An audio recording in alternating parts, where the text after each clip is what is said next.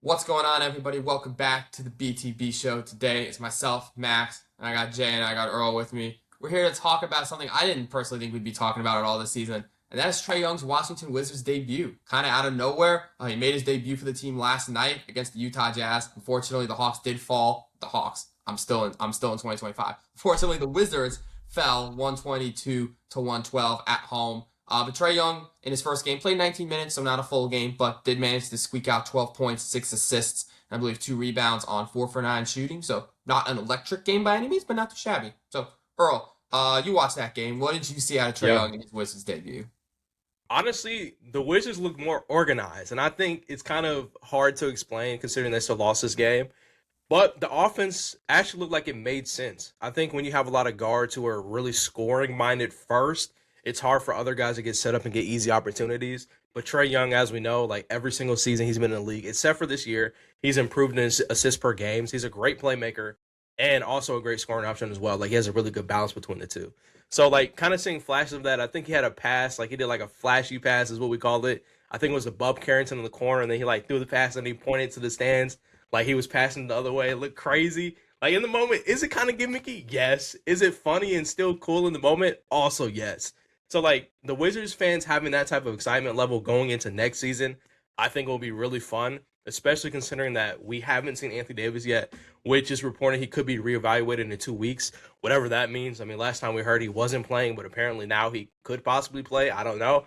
Maybe it's just them getting scared of getting fined like other teams have about injury reporting players. You know how it is.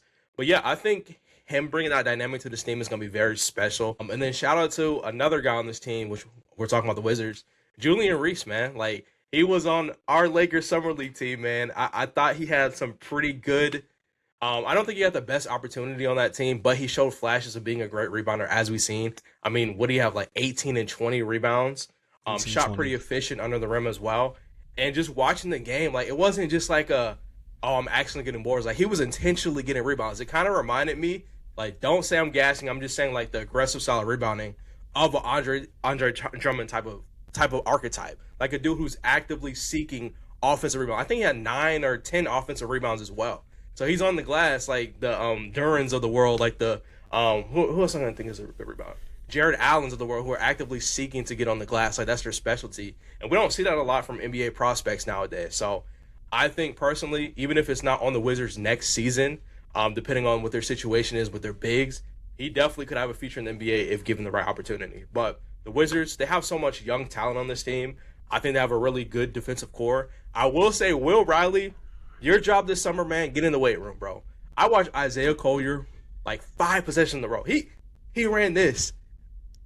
Will is 6'10". He said he took the ball, dribbled 3 dribbles straight to his chest 3 times in the fourth quarter in clutch time. Straight to his chest, layup. Isaiah Collier is like 6'3" at most. He's a, So if you're getting, he's a yeah, bit of a he's a big body, but yeah, I think the Wizards, they definitely have a future. Some guys need to hit the weight room, but I'm excited to see how they look next year for sure. What about you, Jay? Do you think that this Trae Young debut bodes well for the next season, or is it kind of just much ado about nothing? I'm gonna be that guy here, man. I don't think this debut meant anything. I love Trae Young, and I want this team to be good next year. But they played the Pelicans, right? Or am I tripping? Jazz. The Jazz are tanking, and I'm not gonna lie, man. Trae Young, I don't see why they brought him back. I would have just made something like, yeah, his quad just not healing. This is, but Trae Young is competitive. He wants to play basketball, even if the Yep. team is going nowhere. I can respect that, and that just could be their direction next season. They're gonna try to be competitive. So this is a good statement for them and how bought in Trae Young is. I mean, he's obviously also trying to get that contract this summer, so probably has to play. But yeah, man, I like what I saw. He had a cool 12 and 6. He only played 19 minutes. That's an efficient Yeah. 19 minutes. I mean, say he plays 32 minutes, he probably has like 25 and 8, 25 and 7. So I really like what I saw from Trey. He looked like he didn't miss a beat. He didn't even like he was really trying out there, honestly. So yeah, to see this team next season, though, man, you're gonna have AD Sar, Trey Johnson, Bilal. This team could be really good next year. Like I am generally bought into this team next year. Like I'm not saying they're gonna shake up the East and like they could be in the play-in at least. Like I think the Bucks are spiraling down. I think Giannis is out. I think the Bucks are gonna be in that tanking range next season. Could they be in that Bucks Hornets range? Hornets are gonna go up next year as well. So could the Wizards sneak into that 9-10, be a playing team? Absolutely. It could be even better. They're going to have a top three. I'm not even kidding. They're going to have a top three front court in the NBA. Like, Sar is only going to get better defensively, and they have Anthony Davis. Like, that front court is going to be freaking disgusting next year. Yep. With Bilal Coulibaly. And then Trae Young is going to be really the only weak link. Like, this team is going to be really good going into next year.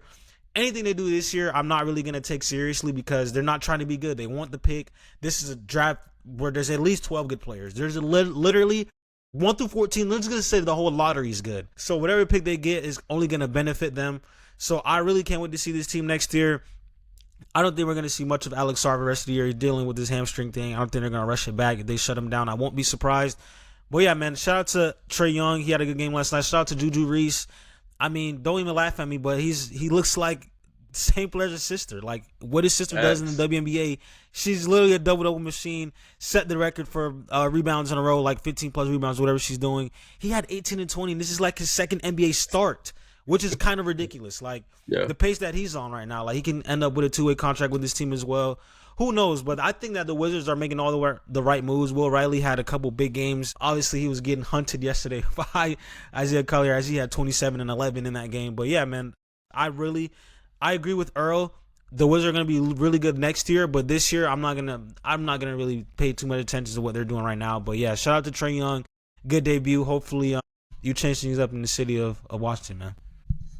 I do wonder, I alluded to this a little bit, but I do wonder like whose call it was for Trae Young to come back. Was this a Wizards front office thing saying we want to make a point to the NBA that like we're not tanking, we don't want the fine, like look, we're playing Trae Young, like everything's cool, you don't gotta look here. Was this a coaching decision? Was this more trying to get the best players out on the court, trying to win every game? Or is this a Trae Young decision for multiple factors? Is it because Trae Young, like Jay said, and Earl said, like he's competitive, he wants to play, he wants to show out for the fans in DC, he wants to make a good first impression, he wants to kind of get the fan base on his side, be competitive, try and win every game, just if he's healthy, he's going to play? Is it because he knows he's got, a contract coming up, or at least a contract extension discussions, that perhaps if he shows a little good faith to Washington, has some good games in kind of the garbage time of the season right now, maybe that boosts his value?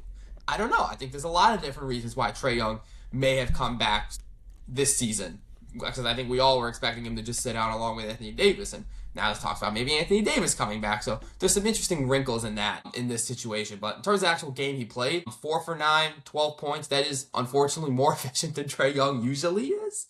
So I guess that's a win. He didn't come out and, shoot a tour date, which he's done sometimes. Looked solid. I'm sure if he does continue to play, the minutes will go up and the numbers will go up along with that. We'll see if the efficiency stay in line. Really, I think if he does wind up, listen, there's a chance that he just plays another 2 or 3 games and then has another quote-unquote injury and then just sits the rest of the season out. Like, maybe this is just like a little teaser, a little carrot to dangle out in front of Wizards fans and be like, remember, we still have this guy for next year. But if he does go out and play the rest of the season and play hard, I think that, I would say that could be a nice spark for the Wizards franchise and a good kind of setting the culture moment. Because I think that is part of what Trae Young came in to do. Like Earl said, was to organize this team, was to stabilize this team, was to maybe try and turn them more in the direction of winning basketball. And whether this actually helps the pick or not, having Trae Young come out and make a commitment to this team and say, I'm going to play, even though these are meaningless games, we're going to try and come out and win every game. We're going to try and stack W's under our belt going into next season and build a little momentum.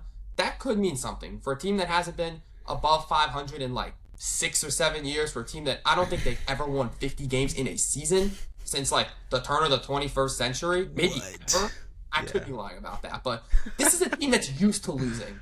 Maybe Trae Young making this commitment to the team on the court at the end of the season, maybe it could mean something going forward. So if you're a Wizards fan, I think that's the hope, is that, if you're going to become the next Charlotte Hornets, the next like upstart team to break out of the lottery and actually start winning some games, it's got to start somewhere. And maybe it's going to start with Trae Young and potentially Anthony Davis this season. So that's my thoughts. Let us know what you guys think about Trae Young's Wizards debut in the comment section below. Are you optimistic going forward?